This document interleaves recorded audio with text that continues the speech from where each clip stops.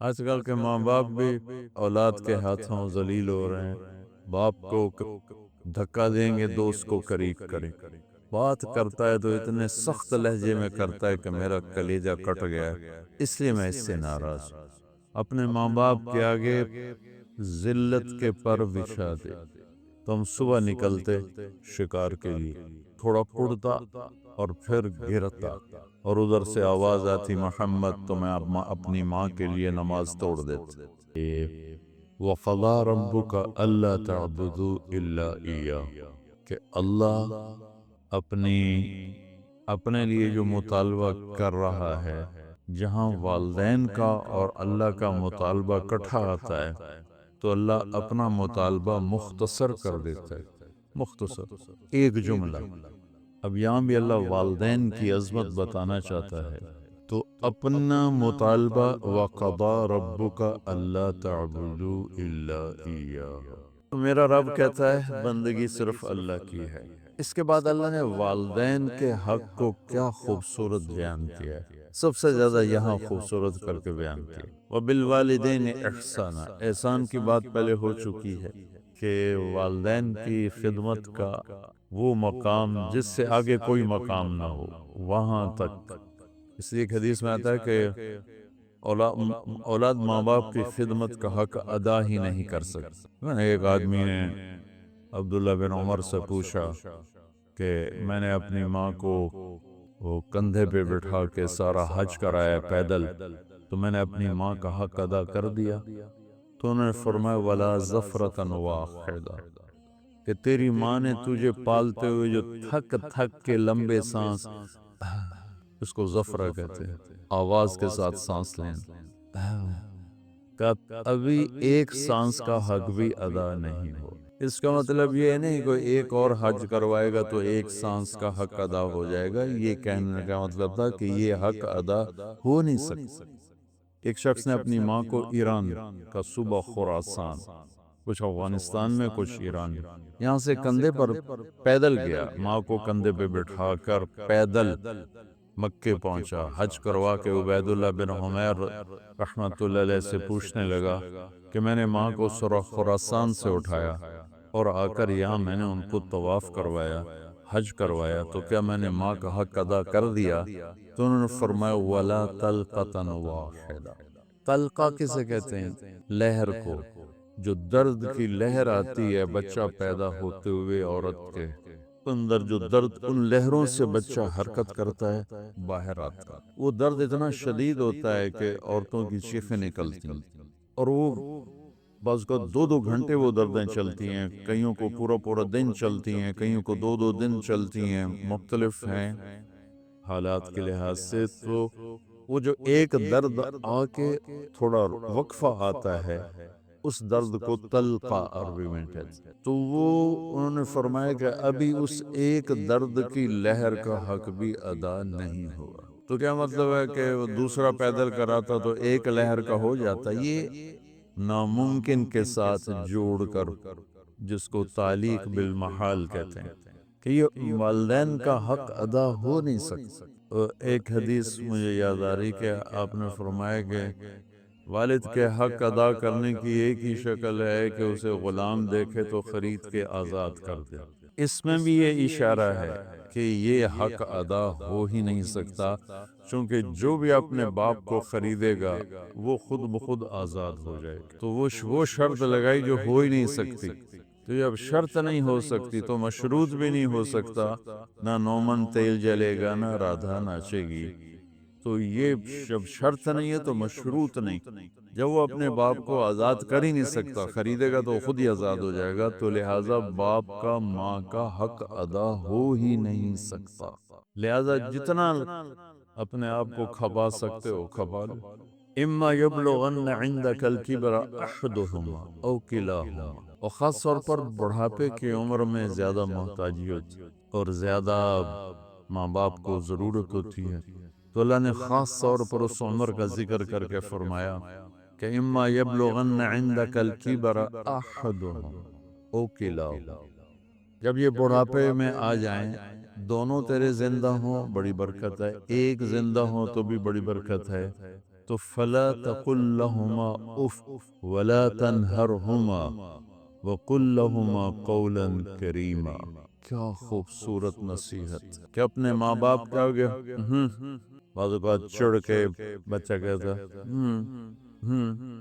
یہ بھی اللہ تعالیٰ کہتا نہیں کرنی نہیں کرنی. آج کل کے ماں باپ بھی اولاد کے ہاتھوں ذلیل ہو رہے ہیں، دکھی ہو رہے ہیں، خاص طور پر زیادہ پڑھا لکھا طبقہ اور زیادہ ان پڑھ طبقہ دیہاتی.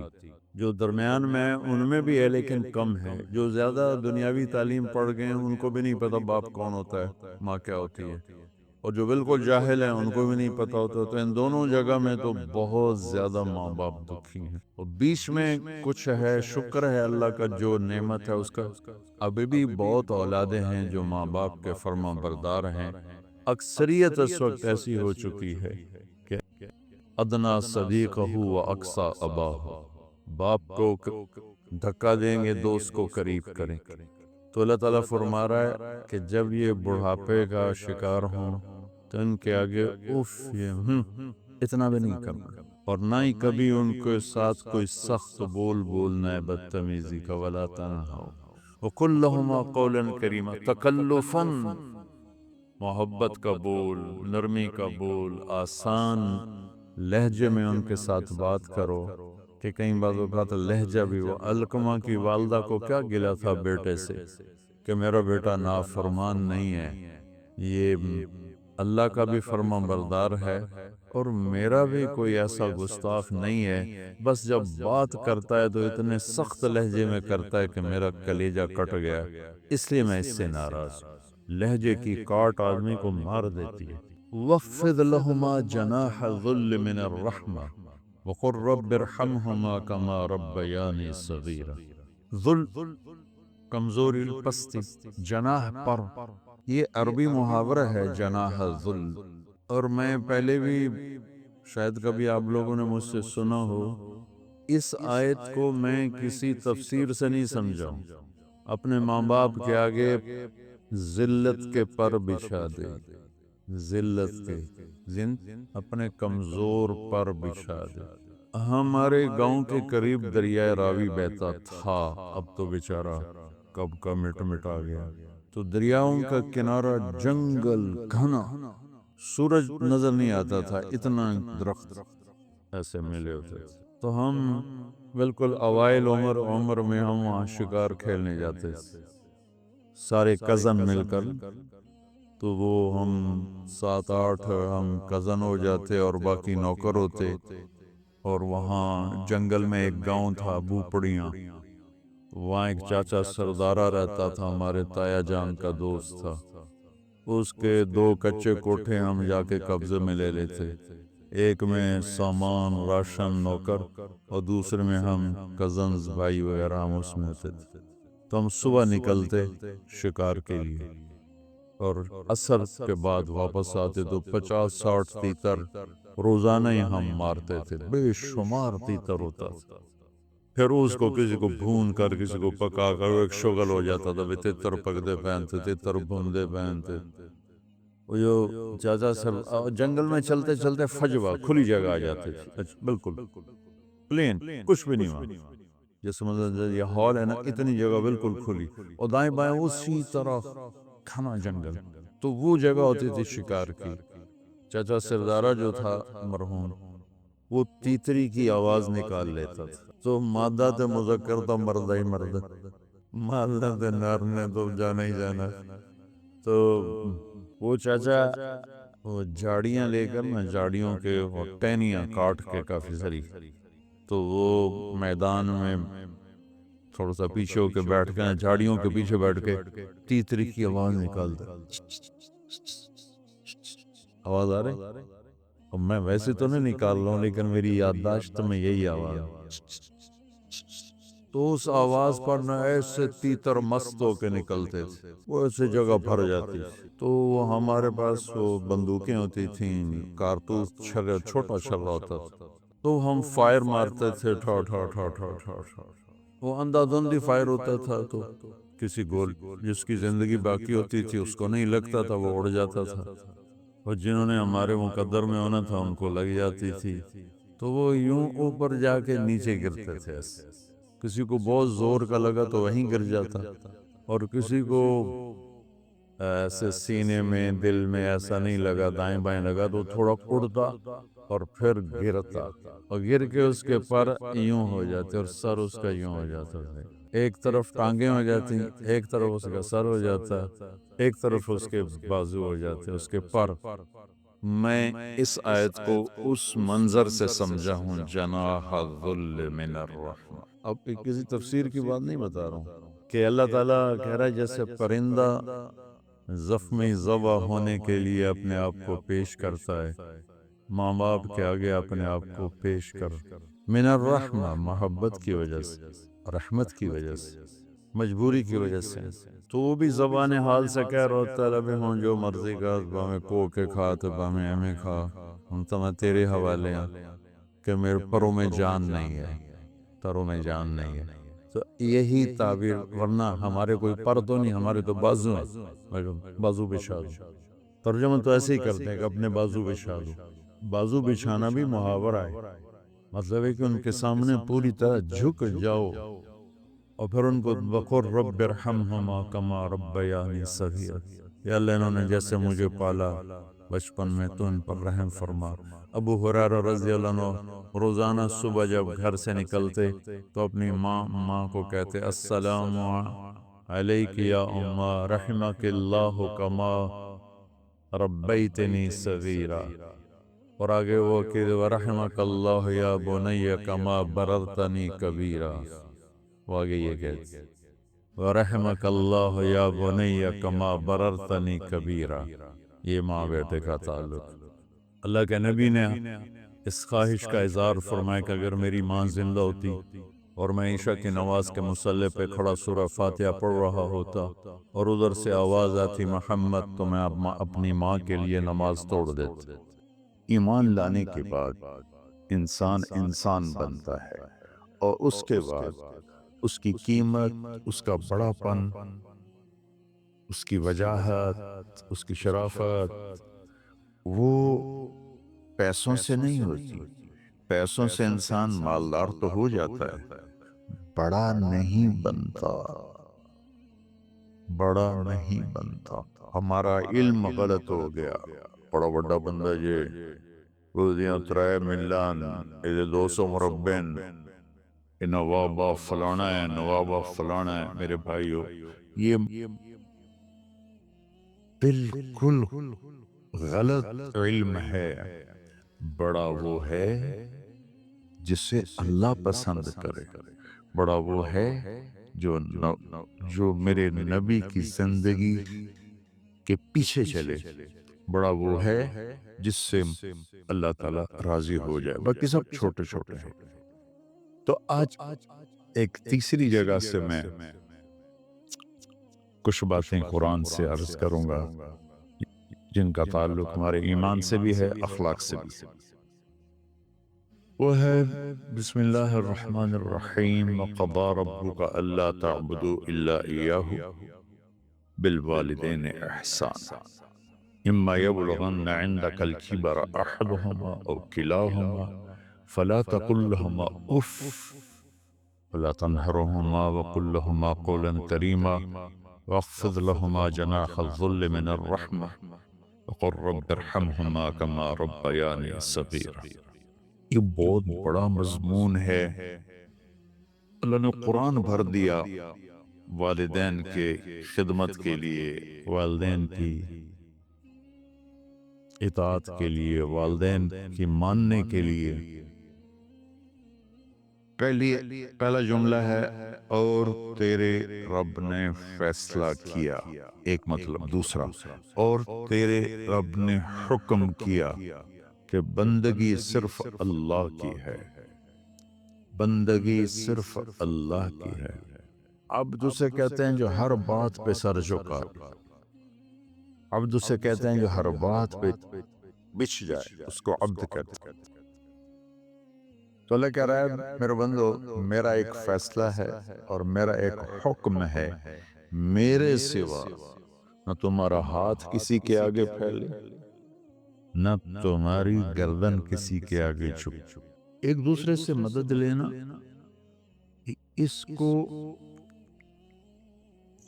ایک دوسرے کی تعاونوں میں آ جاتا، تعاونوا علی البر والتقوی، ایک دوسرے کا ساتھ دو، ایک دوسرے کی مدد کرو۔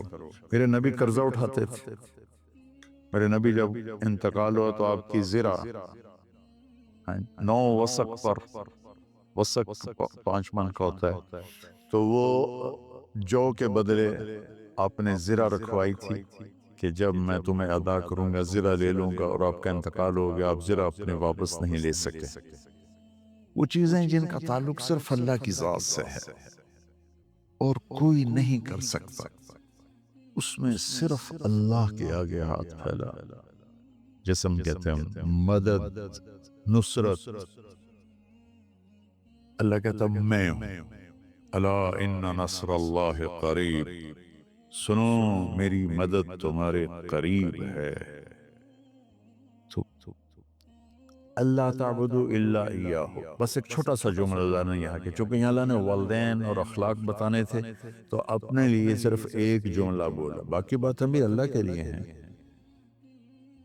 لیکن اللہ نے میری بندگی، اس بندگی سے مراد 5 وقت کی نماز نہیں ہے، حج، روزہ، زکوٰۃ نہیں ہے اس کی مراد، یہ ساری باتیں داخل ہیں، اور اس کے ساتھ 24 گھنٹے کی زندگی اللہ کی مرضی پر گزارو، نفع آئے تو شکر ادا کرو، نقصان ہو تو صبر کرو، برداشت کرو، پھر بھی شکر ادا کرو۔ کہ میرا رب یہ کہہ رہا ہے کہ میں نے صرف اللہ سے تعلق جوڑنا ہے۔ اللہ کے نبی نے اپنے چچا زاد بھائی عبداللہ بن عباس سے فرمایا کہ یا غلام، اے نوجوان، اوصیک بکلمات فاحفظها، میں تمہیں چند باتوں کی وصیت کرتا ہوں، کیا؟ احفظ اللہ، احفظ اللہ یحفظک اللہ، یحفظک اللہ، اللہ کے اوامر کی حفاظت کر، اللہ تیری حفاظت کرے گا۔ احفظ اللہ تجدہ تجاہک، تو اللہ کے اوامر، اسلام، حلال حرام کی پہچان کر کے زندگی گزار تو اللہ کو ہر وقت تو اپنی مدد کے لیے تیار پائے گا۔ اور لمبی حدیث ہے، بنا عشاء کی نماز کا وقت ہو رہا ہے، اس میں وہ جملہ جو اس میرے مضمون سے متعلق ہے، وَإِذَا سَأَلْتَ فَاسْأَلِ اللَّهِ، جب بھی مانگو اللہ سے مانگو، جب بھی مانگو اللہ سے مانگو، اللہ کے سوا کوئی دینے والا نہیں ہے، صرف اللہ ہے دینے کے لیے۔ وَإِذَا اسْتَعَنْتَ فَاسْتَعِنْ بِاللَّهِ، اور جب مدد کے لیے ہاتھ اٹھاؤ تو صرف اللہ کو پکارو، جب ضرورت حاجت کے لیے مدد کے لیے ہاتھ اٹھاؤ تو اپنے اللہ کو پکارو۔ تو یہ حدیث کی بات بھی ہے جو قرآن کی بات بھی ہے۔ اس کے بعد آگے اللہ کہتا ہے وَبِالْوَالِدَيْنِ إِحْسَانًا، اور اپنے والدین کے ساتھ احسان کرو۔ احسان کا کیا مطلب ہے؟ اللہ آگے اسی کی تشریح کر رہا ہے۔ ویسے احسان کا مطلب عربی میں ہوتا ہے، یہ تو ہمارا اردو کا احسان ہے، میں تیرے تو احسان کیتا تمہیں بہن مالکی کر رہے ہیں، یہ بھی مطلب ہے، لیکن احسان کا اصل مطلب ہوتا ہے احسان حسن سے ہے، حسن، حسن سے الف 2 الف ملے اور احسان بن گیا۔ احسان کا مطلب ہوتا ہے کسی بھی کام کو جو دنیا کا ہے، دین کا ہے، اس سے انتہائی خوبصورت طریقے سے کرنا۔ جیسے کسی دلہن کا میک اپ ہوتا ہے نا، تو 5-6 گھنٹے 4 گھنٹے کے بعد وہ کہتی ہے، جو ہوتی ہے اس کا میک اپ کرنے والی، کہ بس یہ مکمل ہو گیا ہے اور اب اس سے آگے نہیں ہے۔ تو آخری اچھائی کی آخری انتہا پر پہنچ کے کام کرنے کو احسان کہتے ہیں۔ تو میرا اللہ کہہ رہا ہے میرے بندو، اپنے والدین کے ساتھ وہ کرو کہ جو بھلائی کی، خدمت کی، ماننے کی آخری حد ہے۔ سبحان اللہ۔ وبالوالدین احسان، بالوالدین پہلے ہے، احسان بعد میں ہے۔ اللہ تعالیٰ نے باقی سب کو پیچھے کر کے فرمایا کہ دیکھو خاص طور پہ ماں باپ کے ساتھ وہ رویہ کرو کہ ان کے دل سے دعائیں نکلیں۔ چند دن پہلے ایک والد یوں ہاتھ اٹھا کے کہہ رہا تھا اپنے بیٹے اکلوتا بیٹا، میں منگنا اللہ کو لو اللہ تینوں چاہ لگے۔ باپ بیٹے کے لیے یہ دعا مانگ رہا تھا اور بیٹا اکیلا ہے، یہ بد دعا باپ کر رہا تھا۔ تو بھائیو ایسی اولاد نہ بنو جس ماں نے پیٹ میں 9 مہینے اٹھایا پھر جننے کی تکلیف برداشت کی۔ ایک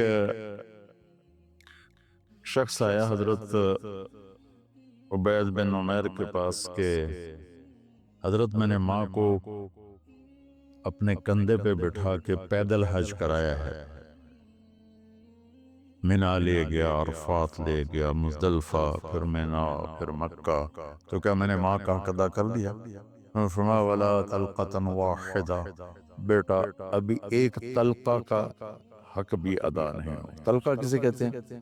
جب بچہ پیدا ہونے کا وقت آتا ہے تو ماں کو دردوں کی لہریں اٹھتی ہیں، وہ اتنی خوفناک ہوتی ہیں کہ ماں چیخ چیخ کے رہ جاتی ہے، اور بعض اوقات ڈیلیوری لیٹ ہو جاتی ہے تو وہ تڑپتی ہے، روتی ہے۔ وہ جو لہریں ہیں نا پیٹ میں آتی ہیں جاتی ہیں، آتی ہیں جاتی ہیں، ایک لہر جو درد کی اٹھتی ہے اس کو کہتے ہیں طلقہ۔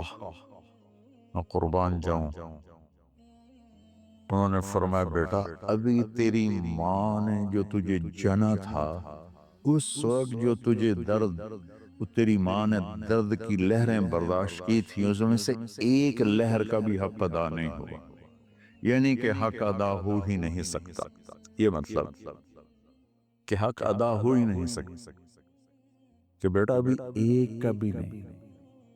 پھر حضرت عبداللہ بن عمر سے ایک شخص نے پوچھا کہ اچھا یہ جو آدمی تھا یہ خراسان، یہ ایران میں ہے اور افغانستان میں، یہاں سے ماں کو پیدل کندھے پہ بٹھا کے مکے پہنچا تھا، اندازہ لگا اس نے کتنی مشقت اٹھائی۔ اور عبید اللہ بن عمیر کہتے ہیں بیٹا ابھی ایک لہر کا حق ادا نہیں ہوا۔ یہی سوال حضرت عبداللہ بن عمر سے کیا ایک شخص نے کہ حضرت میں نے اپنی ماں کو حج کرایا ہے، سارا میں نے پیدل کرایا ہے اور کندھے پہ اٹھا کے کرایا ہے، تو کیا میں نے ماں کا حق ادا کر دیا؟ وَلَا زَفْرَةً وَاحِدَةً وَلَا زَفْرَةً وَاحِدَةً۔ کہ بیٹا تیری ماں نے تجھے پالتے ہوئے جو تھک تھک کے لمبے لمبے سانس لیے، ہوکے بھرے، ابھی ایک ہوکے کا حق بھی ادا نہیں ہوا، یعنی حق ادا ہو ہی نہیں سکتا۔ تو احسان کی آگے تشریح آ رہی ہے، تو آج میں صرف اتنی بات کروں گا کہ میرے بھائیو، میری بہنوں، میرے بچوں، میری بچیوں، اللہ کے واسطے ماں باپ کو دکھ نہ دینا ورنہ اللہ بھی ناراض ہو جائے گا۔ چند دن پہلے ایک بچہ بچی میرے پاس آئے، دونوں میڈیکل سٹوڈنٹ تھے، کہیں گے ہم شادی کرنا چاہتے ہیں۔ تو بچی نے کہا جی میرے والدین ناراض ہیں، وہ نہیں اس رشتے پر راضی نہیں ہیں۔ تو میرے باپ کہتے ہیں اگر تو نہیں ہے رشتہ کیا تو تیری میری ایک درمیان ایک خط آئے، کھچ جائے گا خلیج، ہم اس پار نہیں آئیں گے تو اس پار نہیں آئیں گے۔ میں نے کہا بیٹی جس ماں نے تجھے 9 مہینے پیٹ میں پالا، 2 سال تجھے دودھ پلایا، تیری پوٹیاں پیشاب صاف کیا، تجھے پیمپر باندھے، تجھے اٹھ اٹھ کے راتوں کو اپنی چھاتی سے دودھ پلایا، کیا اب اس کا اتنا بھی حق نہیں کہ تم اس کی رائے کا احترام کرو؟ اتنا بھی حق نہیں؟ تو میں نے کہا بیٹا میری کوئی رائے نہیں ہے، تو اگر تیرے ماں باپ راضی ہیں تو بسم اللہ ضرور کر، اگر راضی نہیں ہے تو دیکھو موت تک تجھے ماں باپ کی دعا نہیں ملے گی، اور ماں باپ کی دعا نہ ملی تو کچھ بھی نہیں ملے گا۔ تو بھائیو دوستو، خاص طور پر آج کے کالج کے نوجوان بچے بچیاں یہ ماں باپ کے ساتھ بہت بدتمیزی کرتے ہیں، چونکہ اس میں والدین کا پہلا قصور ہے کہ انہوں نے ان کو دین نہیں سکھایا۔ بچپن میں انگلش میڈیم سکول، پھر او لیول، پھر اے لیول، تو انہیں کیا پتا ماں کون ہے باپ کون ہے۔ ایک پرانی بات ہے، ایک شخص اپنے بیٹے کو لے کر آیا کہ یہ میرا بچہ ہے اور یہ فلاں جگہ شادی کرنا چاہتا ہے اور ہم میں سے کسی کی رائے نہیں ہے اور یہ مانتا نہیں ہے، اور اس کے ساتھ اس نے نا دھاڑے مار کے رونا شروع کیا۔ تو میں نے بچے کو دیکھا تو یوں کر کے بیٹھا تھا، اس کا باپ رو رہا ہے، ہچ کے تو ایسے بیٹھا ہوا۔ تو مجھے اچانک خیال آیا، میں نے کہا شیخ صاحب اس کو کہاں پڑھایا تھا؟ کہا یہ امریکن سکول، اس کے بعد آسٹریلیا بھیجا تھا مزید تعلیم کے لیے۔ کہ شیخ صاحب اس بچے کا کوئی قصور نہیں، آپ کا قصور ہے، اس کو تو پتہ ہی نہیں میری ماں کیا ہے میرا باپ کیا ہے۔ ایک ہماری تہذیب تھی وہ ختم ہو گئی ہے، اس میں علم نہیں بھی تھا تو ماں باپ کا۔ میں نے اپنی آنکھوں سے دیکھا، میں نے اپنے دادا کو دیکھا لیکن وہ یاد نہیں، لیکن جو میرے دادا کے چھوٹے بھائی تھے ان کو میں سنبھلتا ہوں، ان کو میں نے دیکھا ہے، تیسری چوتھی جماعت تک میں تھا، 61 ان کا انتقال ہوا، میری 9 سال عمر تھی، تو 8 سال ان کے بیٹے جوان تھے، اور ڈیرے میں جب وہ بیٹھتے تھے تو ان کے بچے ان کے سامنے نہیں بیٹھتے تھے، ان کی پیٹھ کے پیچھے بیٹھتے تھے۔ اتنا ادب، حالانکہ چاروں کے چاروں دین نہیں جانتے، تہذیب تھی، ثقافت تھی، جو آج کی تہذیب نے ہم سے سب کچھ چھین لی۔ اب بھی آپ جاؤ بیٹا تھر پار کرنے، میں گیا ہوں 2-3 دفعہ، اور وہاں مسلمان نے ہندو عورتیں جب گاڑی گزرتی ہے تو گھونگھٹ کو نیچے کر لیتی ہے، اپنے چہرے کو فوراً چھپا لیتی ہے۔ خیر بہرحال میں نے کہا شیخ صاحب اس بچے کا قصور نہیں، آپ کا قصور ہے، تو میرے بچوں اپنے ماں باپ کو خوش کرو، راضی کرو، ان کا راضی ہونا اللہ کی رضا ہے۔ میں اس کی تفصیل انشاءاللہ آگے بتاؤں گا، آج میں صرف اتنا ہی میں نے تمہید باندھی ہے کہ ماں باپ کا کیا مقام ہے، ان کی کیا عزت ہے۔ ایک شخص آیا، یا رسول اللہ میرا باپ میرے پوچھے بغیر میرا مال خرچ کر لیتا ہے۔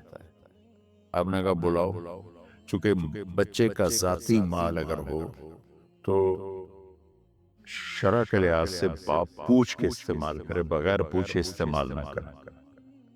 جب اسے پتہ چلا کہ میرے بیٹے نے شکایت کی ہے تو عرب کی شاعری تو مشہور تھی، انہیں دل میں کچھ اشعار پڑھے جو آیا کہ جبریل پہلے آ گیا، یا رسول اللہ اللہ تعالیٰ کہہ رہے ہیں آپ اس سے پوچھیں وہ شعر بتاؤ جو تیرے کانوں نے تو نہیں سنے، تیرے دل میں آئے تھے اور اللہ نے سن لی۔ تو اللہ کے نبی نے فرمایا بھئی تیرا انشاءاللہ کیس سنتے ہیں، لیکن پہلے وہ شعر سناؤ جو تم نے تو نہیں کہے زبان سے پر اللہ نے سن لیے۔ کہنے لگا یا رسول اللہ آپ کا رب ہر وقت ہمارے ایمان کو آپ پر زیادہ سے زیادہ بڑھاتا رہتا ہے، اس ذات کی قسم جس کے قبضے میں میری جان ہے۔ یہ چند میرے دکھ بھرے خیالات الفاظ کی شکل میں ڈھلے، لیکن میری بزم تصور میں ہی رہے اور وہیں دفن ہو گئے، باہر نہیں نکلے، میری زبان سے ادا نہیں ہوئے، میرے کانوں نے نہیں سنا، آپ کے رب نے سن لیا۔ آپ نے کہا اچھا بتاؤ تو نے کہا کیا تھا؟ انہوں نے کہا جی میں نے بچے کی جب سنی شکایت میری کی ہے تو میں نے کہا تھا غضوتک مولودا وعلتک یافعا تعل بما اجنی علیک وتنہل وَإِذَا ذَاقَتْكَ بِالسُّقْمِ لَيْلَةً لَمْ أَبِتْ لِلسُّقْمِكَ إِلَّا سَاهِرًا أَتَمَلْمَلُ كَأَنِّي أَنَا الْمَتْرُوكُ دُونَكَ بِالَّذِي تركت به دوني وعيني تحمله تخاف الرضا نفسي عليك وإنها لتعلم أن الموت وقت مؤجل فلما بلغت السن والغاية التي إليها مدى ما فيك كنت أؤمل جعلت جزائي غلظة وفظاظة كأنك أنت المنعم المتفضل فليتك إن لم ترع حق أبوتي فعلت كما الجار المجاور يفعل فأوليتني حق الجوار لم تكن علی بمال دون مالک تبخل. میں ابھی ترجمہ کرتا ہوں. اس کا میرے نبی پر کیا اثر ہوا کہ آپ کے ٹپ ٹپ آنسو گر رہے تھے اور آپ کی داڑھی آپ کے آنسوں سے تر ہو رہی تھی. یہ اتنا فصیح کلام ہے کہ عربوں کو بھی پسینہ آ جائے گا ترجمہ کرنے کے لیے. تو میں تو عربی نہیں ہوں، لیکن یہ فخر تو حاصل ہے بھلے ہیں یا برے ہیں، دو چار قدم ہم بھی تیرے ساتھ چلے ہیں. کچھ عرصہ اہل علم کی محفلوں میں بیٹھے، کچھ زبان کی شناسائی ہوئی، تو میں اپنی کم مائگی کے ساتھ اس کا ترجمہ کروں گا. وہ کہتا ہے غزوتک مولودا وعلتک یافع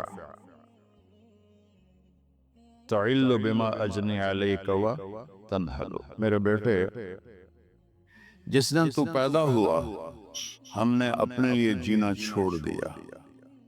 اوئے ہوئے ہوئے ہوئے، ہم تیرے لیے جیے. تیری ماں تجھے دودھ پلاتی تھی، میں تیرے لیے روٹی کے نوالے لاتا تھا. میری ساری کمائی پہلی اور آخری سب تیرے اوپر لگتی تھی. تجھے خوش دیکھتے تھے تو خوش ہوتے تھے، تجھے روتا دیکھتے تھے تو ہم روتے تھے. وَإِذَا ذَاقَتْكَ بِالسُّقْمِ لَيْلَةً لَمْ أَدْلِ سُقْمَكَ إِلَّا سَاهِرًا أَتَمَلْمَلُ. جب تو کبھی بیمار ہو جاتا تھا تو تیرے سرانے بیٹھ کر ہم ساری رات روتے تھے اور دعائیں کرتے تھے، یا اللہ ہمارے بچوں کو بچا لے، ہمارے بچوں کو صحت دے دے. اس تڑپ میں ساری رات میں جاگتا تھا.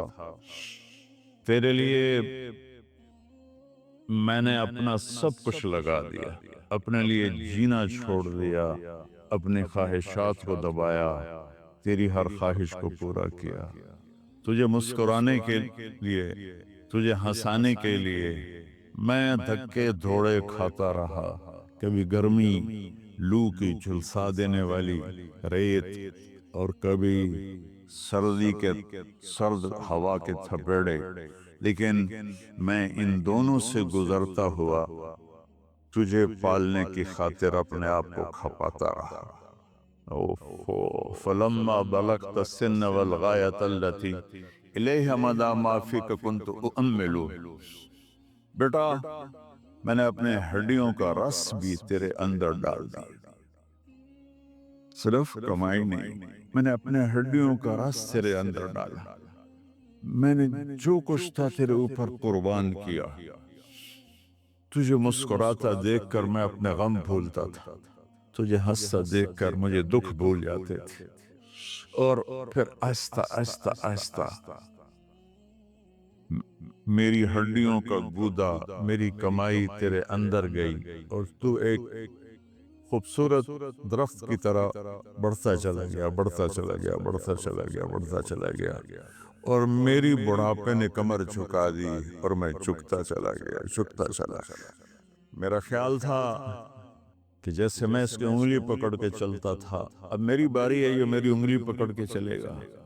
جیسے میں اسے سینے سے لگاتا تھا، پیار کرتا تھا، جھولے جھولاتا تھا، باغ میں لے جاتا تھا.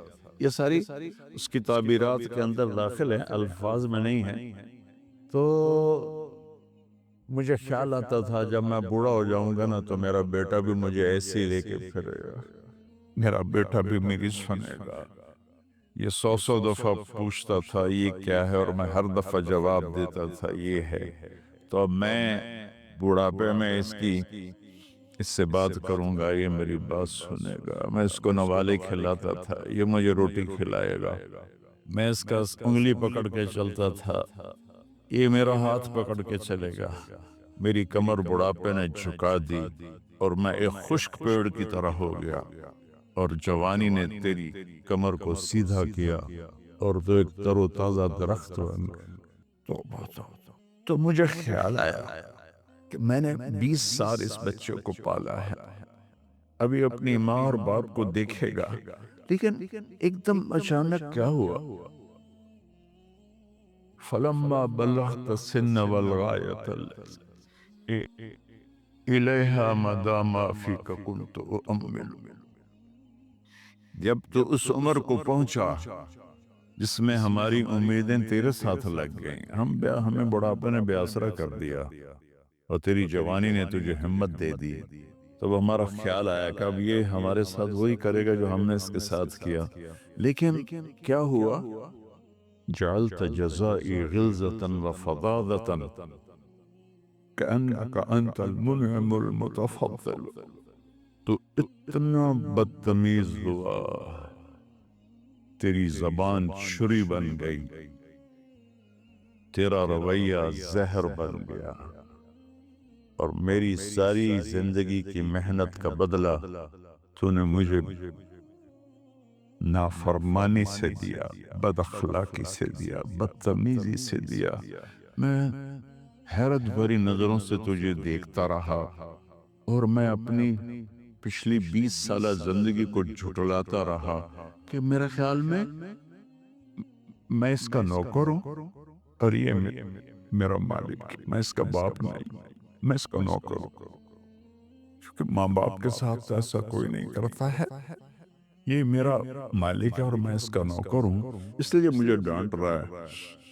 کتنے بچوں کو میں نے یہ کہتے سنا اپنے باپ کو، تو میرے واسطے آج تک کیتا کی، تو میرے واسطے آج تک بنایا کی، اور جو باپ بے بسی کی تصویر بنا ہوتا تھا وہ شکلیں بھی میرے سامنے ہیں۔ ہمارا دیہاتی ماحول زمیندارہ ماحول ہے، نہیں اب تو شہروں میں بھی یہی حال ہے، جس نے وہ لیول اے لیول کیا اسے کیا پتا ماں کسے کہتے ہیں باپ کسے کہتے ہیں۔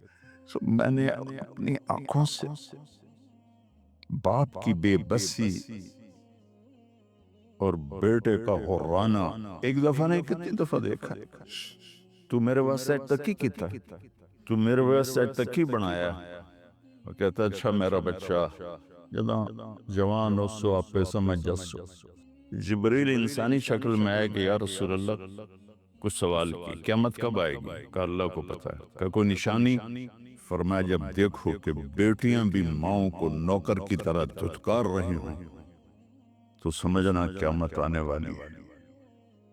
کچھ عرصہ پہلے ایک بچی اور ماں، تو ماں کچھ بات کر رہی تھی اور بیٹی کہہ رہی تھی پوک نہیں پوک نہیں، اور اس کی ماں کے خون سے بھرے ہوئے آنسو بہ رہے تھے اور اس کی ہچکیاں لگ رہی تھی کہ یہ وہ ہے جس کو میں نے اپنے پیٹ سے جنا اور اپنی چھاتی کا دودھ پلاتے پلاتے پلاتے میں نے کتنی تکلیفیں برداشت کی، اور آج کر یہ بھوک نہیں۔ تو کمال کے اشعار میں سوچ رہا ہوں جو میرا یہ حال ہے 1400 سال بعد کے میرے آنسو نہیں رک رہے، تو اللہ کے نبی تو زارو قطار روئے تھے، داڑھی آنسوں سے تر ہو گئی تھی۔ کہا بیٹا جب تو نے میری ساری زندگی کی محنتوں کا بدلہ بدتمیزی سے دیا، گالی گلوچ سے دیا، دھکے دے کر باپ کو گھر سے نکال دیتے، تو بیٹا میں یہ سمجھا کہ تو نے ایک خواب دیکھا تھا، تو نے ایک خواب دیکھا تھا کہ تو باپ ہے اور یہ بیٹا ہے۔ اصل حقیقت یہ ہے کہ یہ مالک ہے اور میں نوکر ہوں۔ پھر آگے کہتا فَلَيْتَكَ إِن لَمْ تَرَ حَقَّ أُبُوَّتِي فَعَلْتَ كَمَا الْجَارُ الْمُجَاوِرُ يَفْعَلُ۔ اچھا چلو بیٹا تو نے مجھے باپ تو نہ سمجھا، چلو ایک پڑوسی سمجھ لو۔ عرب میں پڑوسی کا بہت خیال کیا جاتا تھا، اور یہ عرب کی شان تھی کہ اپنے پڑوسی کو وہ عزت دیتے تھے جو اپنے گھر میں ایک دوسرے کو عزت دیتے تھے۔ تو اس نے پھر اس کی طرف اشارہ کیا اگر میں تیرا باپ نہیں ہوں، تیرے رویوں کو دیکھ کر تو یہی لگتا ہے کہ میں تیرا نوکر ہوں، تو میرا مالک ہے۔ تو چلو اتنا تو کر دے جتنا ایک پڑوسی کے ساتھ کرتا ہے۔ فَأَوْلَيْتَنِي حَقَّ الْجِوَارِ وَلَمْ تَكُنْ عَلَيَّ بِمَالٍ دُونَ مَالِكَ تَبْخَلُ۔ تو پڑوسی پر تو عرب خرچ کرتے ہیں، تو بھی تھوڑا سا میرے اوپر خرچ کر دیتا ہے، اور تو بخیل نہ بنتا ہے، اور میرے خوابوں کو چکنا چور کر دیا، میری امیدوں پر پانی پھیر دیا، میرے بڑھاپے کو ذلت اور رسوائی میں بدل دیا۔ اچھا میرا پتر جا خوش رہو۔ ماں باپ کہاں بد دعائیں کرتے ہیں؟ تو میرے نبی کی آنکھوں سے آنسو یہ ساری داڑھی تر ہو گئی، تو آپ نے اس کے بچے کو گریبان سے پکڑا اور جھٹکا دے کر دھکا دے کر دفع ہو جا، انت ومالک لابیک، تو اور تیرا سب کچھ تیرے باپ کا ہے۔ حضرت علی رضی اللہ تعالیٰ عنہ سے کسی نے پوچھا کہ آپ کے بیٹے حسن کیسے بیٹے ہیں؟ کہا حسن میرا وہ بیٹا ہے کہ جب میں چلتا ہوں تو میرے آگے نہیں چلتا، میرے پیچھے چلتا ہے۔ جب کہیں بیٹھنے کا موقع آتا ہے تو یہ پہلے نہیں بیٹھتا، پہلے مجھے بٹھاتا ہے، پھر خود بیٹھتا ہے۔ جب کھانے پر بیٹھتے ہیں تو یہ روٹی کی طرف ہاتھ نہیں بڑھاتا جب تک میں نہ بڑھاؤں، یہ سالن کی طرف ہاتھ نہیں بڑھاتا جب تک میں نہ بڑھاؤں۔ میں کمرے میں ہوں تو یہ چھت پہ نہیں چڑھتا کہ میرے باپ کی بے ادبی ہو جائے گی۔ میں حالانکہ چھت پہ چڑھنا ضرورت کے لیے ہوتا ہے، لیکن قربان جائیں اہل بیت کے ایسے ہی اخلاق ہوتے ہیں، آل رسول ایسے ہی ہوتے ہیں۔ میرے عزیزوں نوجوانوں سے کہہ رہا ہوں جن کے والدین زندہ ہیں، ہم تو محروم ہو گئے، وہ قبروں میں چلے گئے، لیکن میں اتنا مصروف رہتا ہوں۔ اب یہ کرونا کی وجہ سے گھر میں بیٹھوں ہیں، یعنی میری زندگی ایسے پہیے کی طرح گھومی ہے، اور پھر دل کی تکلیف، پھر اس کے ساتھ سر کا درد شدید۔ اس کے باوجود میں روزانہ 10 نفل اپنے باپ کے لیے پڑھتا ہوں، 10 نفل اپنی ماں کے لیے پڑھتا ہوں، 4 نفل اپنی خالہ کے لیے پڑھتا ہوں، کہ ساری زندگی سجدوں میں سر رکھ کے اس کا ثواب ماں باپ کو پہنچاؤں، تو ماں باپ کا حق ادا نہیں ہو سکتا۔